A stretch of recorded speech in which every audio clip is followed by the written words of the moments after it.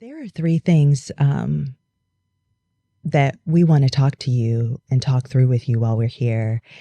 And Antonio, I'm going to let you speak for yourself in these things, but a big part of this is also to start the conversation through this modeling of talking to someone, a trusted someone, whether it be a therapist or a dear friend or someone who's impartial, but also there for you to sit with you in those moments. And one of the things that Antonio has shared is like this sense of internalizing and guilt around his behaviors. You were saying it's grand wisdom. Mm-hmm. When he hears us talk about why didn't you tell us, what he's hearing is exactly what you're saying, that like, what is wrong with me? Yeah. Can you say more about that? Yeah. It's, what I feel inside is, to me, it's layers to it. Mm-hmm. And it's not easy to, for someone that's never been in my situation, to unravel. So a part of that is me also protecting them from the complexities of my hurt, my pain, Mm-hmm. also.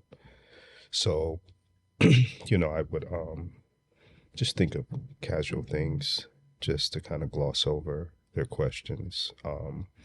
Not so much as to mislead or be deceptive about it, but there was still a lot of work that I had to do, a lot of coming to terms that I had to do. Yes. And to open that up just to anyone. Mm-hmm. Just didn't feel like that was the right thing to do. Yeah. It makes so much sense also that when you suffer something that has no words, I mean, how does a child, 14, I think? Yeah. Yep.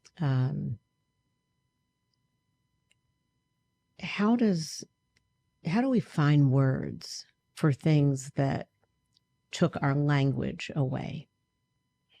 Yeah. And not that you couldn't talk, but you couldn't talk about that. Mm.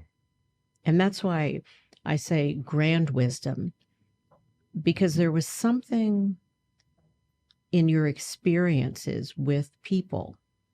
It's not blaming anyone, but why questions are questions that put us on the defensive. Why didn't you drive down that street? About anything. Why did you have this flavor of ice cream? Why? There's nothing wrong with being curious, but how we are approached can make us feel that I've done something wrong. It might have been different, and people don't know, how to use language wisely, but it might have been different if someone said to you, I'm curious. Did you ever think of sharing it before now? It's a very different question than, why didn't you tell anyone? Yep. It's curious. Like, were you ever on the verge of telling anyone? And I'm wondering, did you ever think maybe I will say more? Yeah, it crossed my mind from time to time. But once again, I just didn't think that that was the right time. Yeah. The thing I think about with that is suffering in silence, though. Yeah.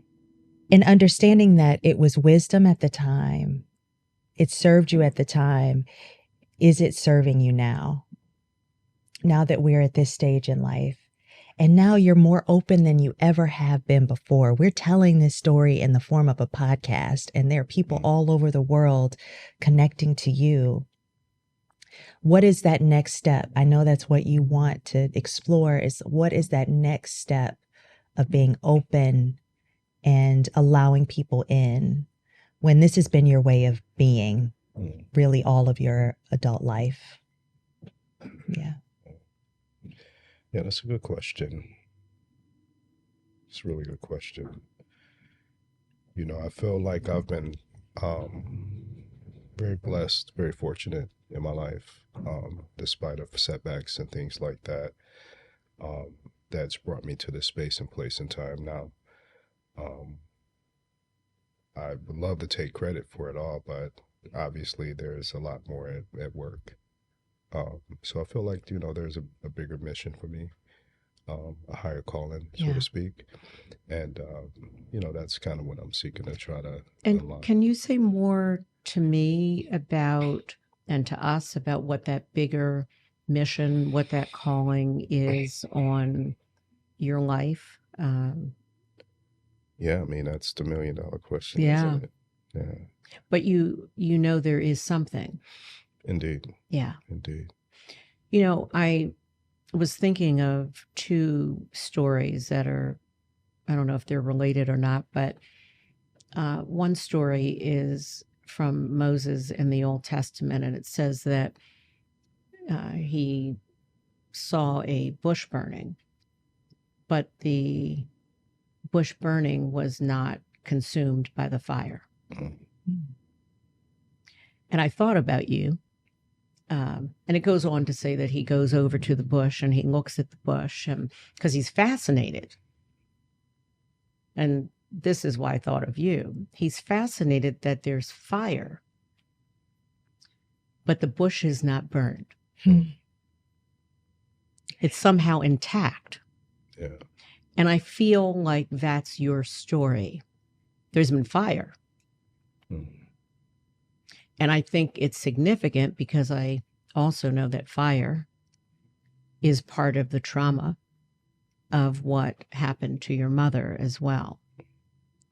That's so interesting that you even use that as an example, because how you say your whole life has been trial by fire. You've been on your own. You've had to deal with this very devastating thing that you also say you feel like it put you in a state of arrested development. But you are intact from the outside. You have this beautiful family. You have a career. You are the most loving, giving person. The thing that Dr. Robin, you talk about in your book, about getting by versus getting better. Mm-hmm. All the things that Antonio has done in his life has worked pretty well, but I'm so concerned about the inner turmoil, because the suffering in silence, I'm just wondering if it's still serving you. If it's just the part that got you by, but at this point now that we have so many answers and you are excavating these deep things, is it bringing you on the path of getting better, of finding new tools in this next leg of your life so that you can be connected to the people who want to be there and connected to you in the way that you have for them? Well, and I think, Tonya, what you're saying is, can you, Antonio, begin to receive Yes. all the goodness you give? Yes. Can you begin to receive the grace that you give? Can you receive being loved on in a way that you love on so many other people? And so it's a question. And before you even respond to it, I want to remind us, you, Tonya, and me, that your pace for doing it is your pace. Yeah. It's not, are you moving fast enough for me, your partner, your family, your kids, this is that you've got a story, and that story shaped you. And so this isn't, how do we do an extreme makeover on Antonio? Because that, again, would say there's something wrong with you. And there isn't. So it's, how do we take... Do you believe that, Antonio? Do you believe it? I'm sorry, Yeah, Dr. Robin. Please. I just want to know, do you believe that there's not anything wrong? I do. You do? Okay. Yeah. And he may not have quite known that until you and I sat together and you had some language for Oh, okay. I use supreme wisdom. I waited until my soul said, speak and say more. That you may have doubted, but quite possibly when you said I'm spot on, that you're beginning to really understand that there is rhyme and reason for everything that you have done. And now an opportunity to figure out what is this next move, but at your pace. How do you envision sharing whatever parts of your story have meaning for you that you want other people to know? And so I'm wondering, like, who would you want to say more to? Who's in your life that you'd like to know you more intimately? Oh, wow. Well, I think throughout this process, I've tried to imagine loved ones and family and friends that are still in my life. But then I'm also a little upset with myself because I've also lost a lot of family and friends that we'll never know. And that's kind of painful too, because there were opportunities, but at that point in my life, I just wasn't there. Yeah. So can we talk about fantasy versus reality? Yeah. So the fantasy is that now that you know what you know, and you look at the people who are gone, who have passed on, and you're like, I missed that opportunity. I wish that they could know. Yeah. So the wish makes all the sense in the world. But the fantasy part of that is if you weren't ready, then you weren't ready. And so we can do this thing to ourselves that knowing what I know now, but then I got to push rewind because I didn't know what I know now. I didn't know. Yeah. And so the word I use is grief. Like, can you grieve that you don't have the opportunity to share with some of those people, but not blame yourself for it? And there's a difference between, gosh, that's sad. Like, can you name one person who's gone that you really wish that you could tell? Yeah, my grandfather. Your grandfather. Yeah. Yeah. Yeah. Absolutely. Yeah. So there can be grief.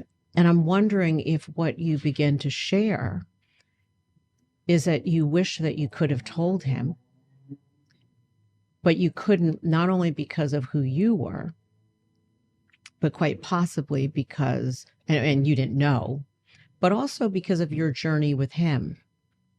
Yeah. My brother died very suddenly just 14 months ago. My brother and sister are twins. They're 11 years older. And that's a whole story for a whole other podcast and a whole other time. And yet some similarities to your mother. My brother struggled with drugs for most of his life. He had a journey. And that's why I said, I've got scars you can see and those that you cannot. But the thing about him, and he, was successful and then fell and successful and fell. And so, I'm his younger sister. But the reason I mention him is he went to Paris on a trip, came back. He went for 10 days, came back for 10 days, and just died. I mean, he was, so I have these pictures of him dancing with the Eiffel Tower behind him, his friends. There are pieces of life that I wish I could redo. And then there is life as it is. Yeah. And so I can have grief and sadness, but the guilt, and that you use that word, guilt usually particularly something like this is where we have been helpless, but we're still holding ourselves accountable when we ourselves had no other choice. Yeah. Antonio, you have a lot of guilt around what you were not able to do around the time when your mother disappeared. Yeah. And I would love Please. to talk with you a little bit about that because you were just 14 years old. But can you share a little bit about how you feel? Well, I just wish I could have saved her. Mm-hmm. Which makes all the sense in the world. Of course, you wish that you could have saved her. At 4, there are 4-year-old little boys, or 14, or 24, or 44, who wish they could have saved someone, and particularly their mother. So the question is never to challenge what you feel. My question is, can you tell me more about that desire to save her? Like, tell me what thoughts you've had about how you would have wanted to save her, not whether or not it was possible, but the longing in you. Can you talk some about that? Yeah, somewhat. I watched her struggle a lot with the loss of her mother, the dissolution of her family, but I also saw her champion them and the cause of family for them when it appeared that all was lost for them. And she was highly regarded for that. Still to this day, hearing people speak of her in that way just kind of brings tears to my eyes because that's how I knew her to be. But, similar to myself, she didn't have much of a support system for herself, nor the language to articulate, what was happening on the inside. Yeah. But I watched her cry, right? I watched her pose questions to herself and try to solve these riddles that may have driven her, to the lifestyle that ultimately consumed their life. So, there was times for me in which, I don't know, I just felt like, I could hug her and just tell her everything would be all right. But I knew that it would take more. And, I just didn't have that capability. Right. So your helplessness. Yeah. I mean, that's part of what we're talking about when we are helpless to save someone who is worthy and who deserve to be heard and embraced just like you do and understood. And so a part of what I hear is that you're talking about not only your helplessness, but that she herself didn't have anyone really advocating for her. She was the cheerleader. She was the advocate. I mean, much like you, as you said. And so what does it mean for you to both see her in you and you in her? And if she were here now, what might she say? It's a good question. I'm not sure. But I think she would encourage me to be a better person for sure. And maybe, maybe forgive me, I guess, for, whatever I couldn't do. So this is interesting Yeah. and important. So what you're thinking is that she might encourage you to be a better person and forgive you. Okay. You knew her and I didn't. I'm wondering if she might remind you that you are a good person. Yeah. Yeah. Not encourage you to be one, but be a mirror for you to see what you already are. Yeah. I have to step in just to say, I think your mom, if she saw you right now, she would be so proud of you. And she would also tell you that there was nothing that you could have done, that this was not something, that she carries anything in her, an expectation that you would have been able to do that. I really do feel that she wouldn't encourage you to be a better person. She'd be proud that you are a good person. Because you are. And what's important here, Antonio and Tonya, is that, and that's why I said she wouldn't encourage, she would let you see the mirror of what is true. But what's really important is that we make room for you to talk about what voices are in your head. Those voices that feel like you're maybe not the good person that you are. The voices. So see, when we shut anyone down from telling us how they're feeling, then they stop telling us. Yeah. So we want to make sure that you have all the room in the world to say, let me tell you what whispers to me at night or during the day. And what's whispering to you and maybe yelling at times is that you somehow failed her. So it's not about whether it's true or not. It's that that's what you carry. Dr. Robin, how does Antonio begin? Because I see that as like the invisible ache that lives in him, that I don't pretend to understand, but I have experienced where I feel guilt for something that I feel like I could have made a difference in. How do you move through that ache not consuming you or continuing to be this thing that like lives in you and kind of directs you? Yes. Yes. Yeah. So one of the issues is, we have this illusion of closure, that we get information and now we're finished.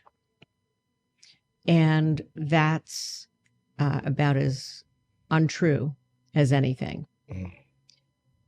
Your journey and mine and yours is like one long project in the laboratory. And we do different experiments, and some work and some don't, and some smell good and some smell terrible. But the real issue is, how can you integrate what has happened? Not get rid of it, not bury it away, but how can I let it and your mother, in particular, your love for her, your respect for her, your confusion, the abandonment that you did not understand for many, many years, that she didn't leave you. She didn't not come back. We didn't know, you didn't know, that she lost her life. And so the challenge and the opportunity, Antonio, is how do you take all of those bits and pieces and not try and put them in some special order, but how do you take one piece that doesn't go with the other piece and let yourself live with, you use the word complexity, the complexity of a puzzle that is called your life and mine and yours. How do you let it become its own entity? I talk about putting our trauma in a meat grinder of sorts so that it can become usable currency. That if we leave it shattered, we can't do much with it.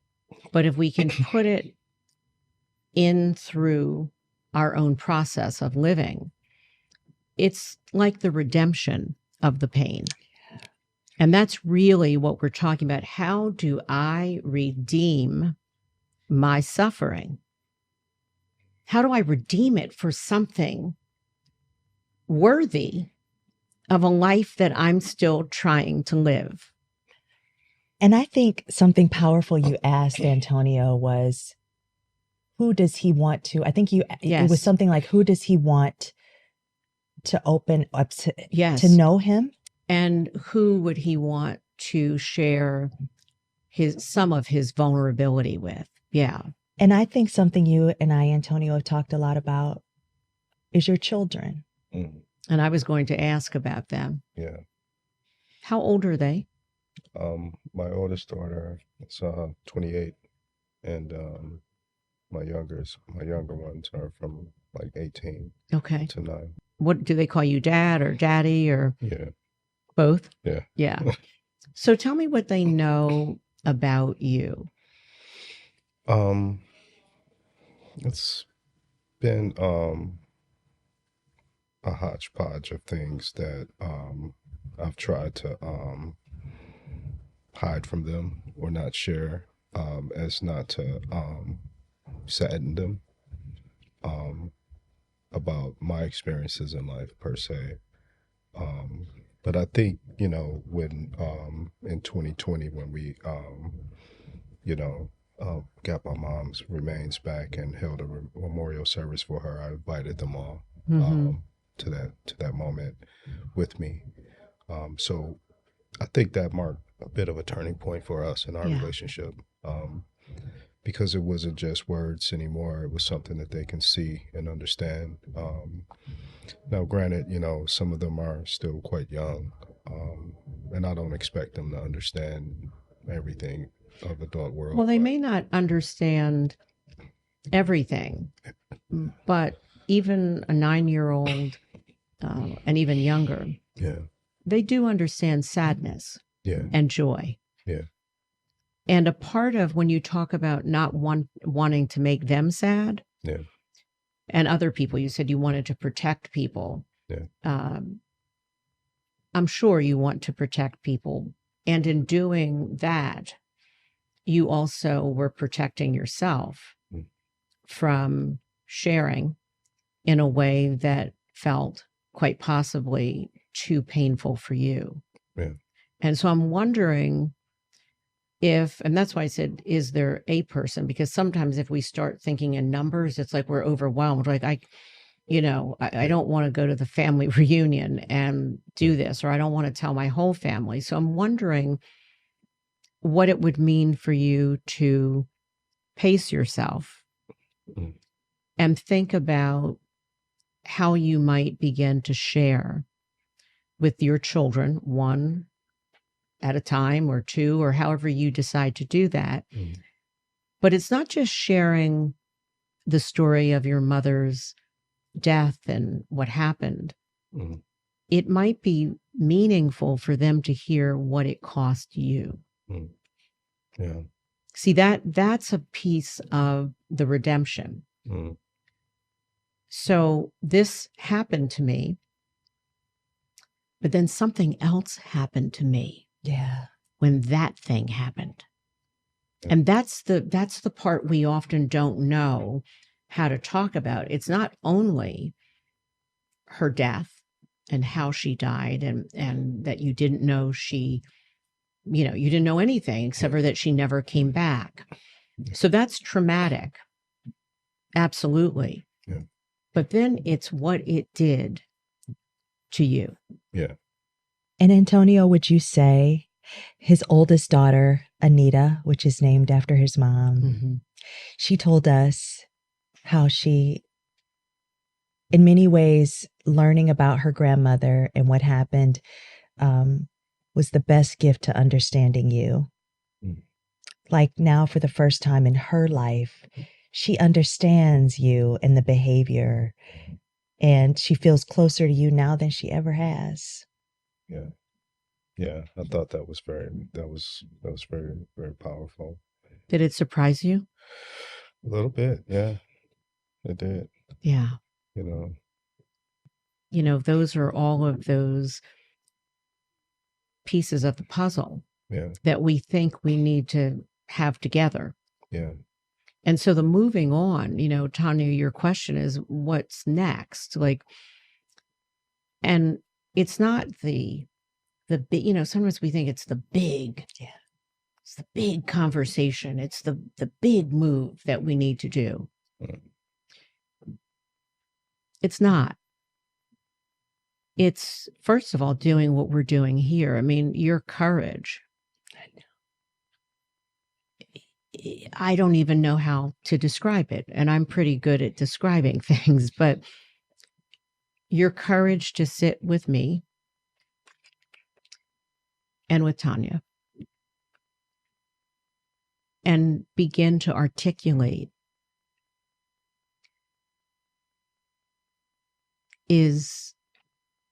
it's enormous. And I think we misunderstand even what therapy is.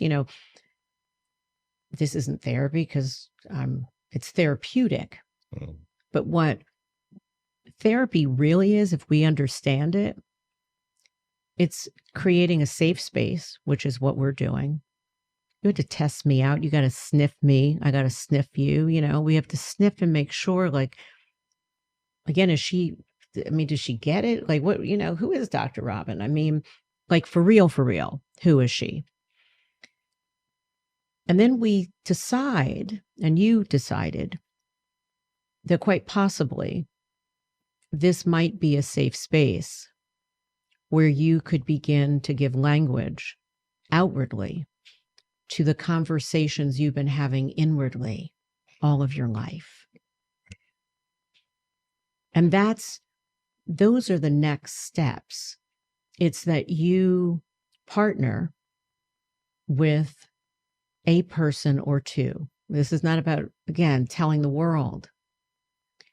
It's about letting someone know this is what I've been walking around with all of my life. I have a last question for you, Dr. Robin. And maybe it's more of just a quandary, thoughts. One of the things that I was surprised by, but actually not, because I know it's probably more common than we know.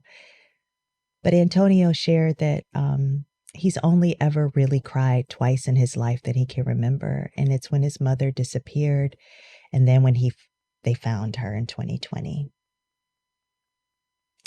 And emoting, expressing, it's each individual's way. But I think about what that pent up emotion feels like and what that is like. And can you give any wisdom or thought to that? Because that was just so striking to me as someone I'm constantly crying, a crybaby. And I know we're all different, but. And not a crybaby. You are free. Tears are our yes. teacher, whether they come out or not, they're teaching us. And what I would say is you haven't cried outwardly. Yeah. I imagine you have wept inside. oh yeah, indeed. Yeah.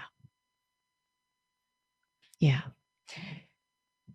You said something when we were talking, and you said, I'm getting emotional. So I didn't know whether you have outwardly cried, because I know that the soul weeps. Yeah, Yeah. yeah. My heart cries. Your heart cries. Yeah. Mm-hmm. Have you been aware that your heart was crying? Yeah. Yeah. So a part of this journey is how you might reclaim some of your birthright to cry outwardly. But we don't want to make that your measuring stick. Because remember, like, if I've been in an accident and I can't move the way I used to move, and I make that movement I used to be able to do the benchmark for my freedom, then I'm always going to feel like I'm never meeting the mark. Mm. So if you never cry outwardly, or you cry seldom, again, when your mother left and when you found out, that she died and her remains, and maybe one or two other times in life, what I don't want us to ever miss is that you are crying. You are crying. And we don't want to make the fact that the tears coming out are not as available to you. Yeah. Yeah. It kind of made me feel like emotionally inaccessible for a long time. Mm-hmm. You know, that's, can be debilitating to some degree, Well, you regard it. Yeah. You regard it. And so you may have been debilitated, rightfully so. You mentioned, Tonya, that you're a crier. And I used to be. I could just cry. I just was free with tears. I could be giving speeches and cry, and people were, "Was she okay?" And I was like, "Yeah." And the reason when people say you can't talk, when they say I'm getting choked up, people get choked up, which is part of what you're talking about, because they're trying to keep it in. Mm. So I used to be able to just cry, and then life really hurt me. My heart could cry, but I couldn't access in the same way. And I really grieved. I missed that person who could just cry freely. I wanted her back. And yet I also had to honor the person who was, and what happened to her, and what happened to you. And so I just want to welcome you, all of you, as you are, to the floor of your own life. Tonya, I said to you about the invisible ache that I see the book, but more than the book, the invisible ache itself, as an altar call, kind of an old school, old time, not where you're coming down to meet God, but you're coming to meet yourself. And you're coming to pick yourself up, like a kid who was left. And you were a kid who was left. You now know more of the story about what happened and how it happened. But I'm wondering if the next step is also that you go pick up that 14-year-old and you say to him, "Come on, like, we're going to do this, whatever this is, we're going to do life together now." But he's no longer waiting. He's no longer looking for someone else, because you're going to go pick him up, and I'm going to go pick me up, and Tanya's going to go pick her little Tonya up. That's the work. That's the soul work, that it's really nice if someone else sees that we're missing, but who really has to go and claim us is us. Mm. And then you can begin with your kids. It's beautiful that your daughter was able to say, like, "Dad, you make more sense now that I know your story." There's a quote in the book that says, "The lion's story will never be known as long as the hunter is the one to tell it." Yep. Yeah. So the lion's story, your story, and Tanya's story, and my story, it'll never be known as long as the hunter, and the hunter could be grief, it could be murder, it could be abandonment, it could be racism and lots of things. But the story will never be known. It could also be blaming yourself. The hunter could be that voice in you who says, "I should have been able to do something to save my mother." And then the wisdom of this space you're in right now is to say, actually, that's not true. Yeah. It's actually not true. I couldn't have saved my mother. I wish that I could have, but I couldn't. How does it feel to hear that? It's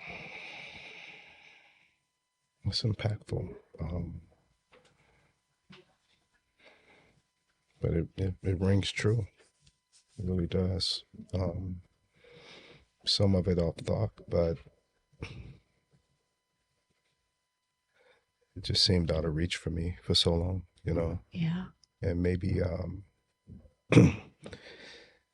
yeah, maybe this is that moment. I think it is that moment. I think it is that moment where you recognize the frailty of being human. We just aren't all that. You know, the people who we love and who love us. But that fantasy that woulda, coulda, shoulda, that I could do it differently, it would have saved her. And so what it means, again, that's why I said the difference that often guilt really needs to be replaced with grief. Because the guilt is I did something wrong, bad. The grief is that no matter what I did, I couldn't make this better. And that's heartbreaking. But it's very different than guilt. Yeah. Well, Antonio, I just Can I ask one more question? Yes. Just if you have a question for me about anything, about this, about you, about me, but if there's something more you want in this moment. Yeah. I was reading some of your book this morning, actually, and you made a comment that you have to renew, something to the effect that you have to renew your commitment to yourself every day. Mm-hmm. Can you expound a little bit on that? Yeah. Can you talk about that a little bit? You know, it's interesting, and thank you for reminding me of that, because I do have to renew, and we all have to renew every day. You know, when someone says they are, they've been delivered from something, or they're clean and from drugs or drinking or whatever it is. And I always think to myself, you mean in this breath? You mean in this moment you're clean? You mean in this moment you're free of bitterness? And when someone says, you know, I'm like not bitter, and I'm thinking, well, if you live long enough, something's probably going to stir that pot again. Mm-hmm. And so that renewing every day of the commitment to yourself, to be yourself, to love yourself. I have a quote that says, starve the lie and feed the truth. So I have to ask myself every day, what lies do I need to starve? So for you, it could be when I blame myself. You might say, ooh, wait a minute. Dr. Robbins said I got to starve that. That's a lie. Not because you're a liar, not because I'm a liar, just because it got fed to me. Yeah.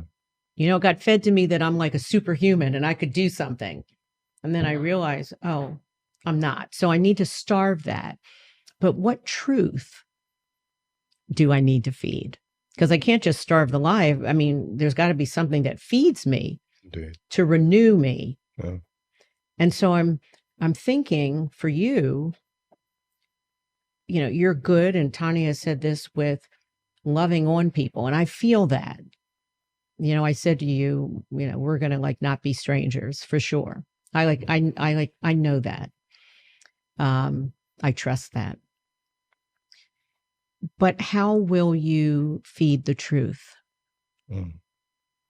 That you're worthy of being loved, even if it makes you uncomfortable? I'm so much better, and I think you are too. I'm so much better at giving to people. I'm uncomfortable. like for real, you know? Receiving it. Yeah. And I'm wondering for you, are you much more comfortable giving to people than receiving? Yeah, indeed. Indeed, you said. Indeed. Yeah. Yeah. So, so what truth might you begin to feed? So when you're asking about the renewing. Yeah. And I mean, every day, because I'm doing this every day, honestly. Yeah. And not just one time a day. Yeah. Because when I find things creeping up, we're all conditioned with thoughts.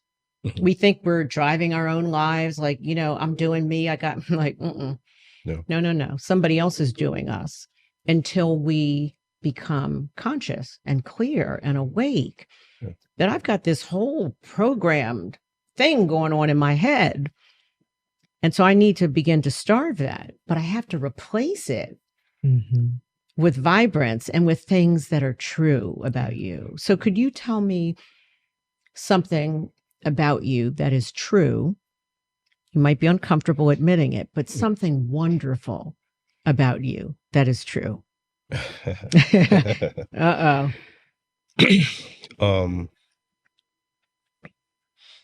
That I'm worthy of love. You are. I'm worthy of love. Yes. Yeah. Yeah. But sometimes I struggle to give it to myself. Yeah. But this is how you start, because you're able to say, I'm worthy of love. But sometimes I struggle to give it to myself. Okay, me too. You're reading me. So the question is then, how do I convert that into something?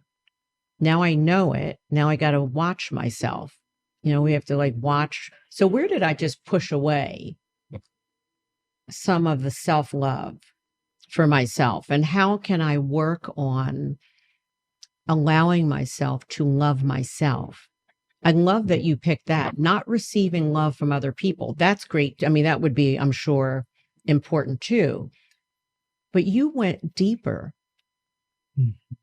You went deeper and you said, loving on you, from you. Yeah.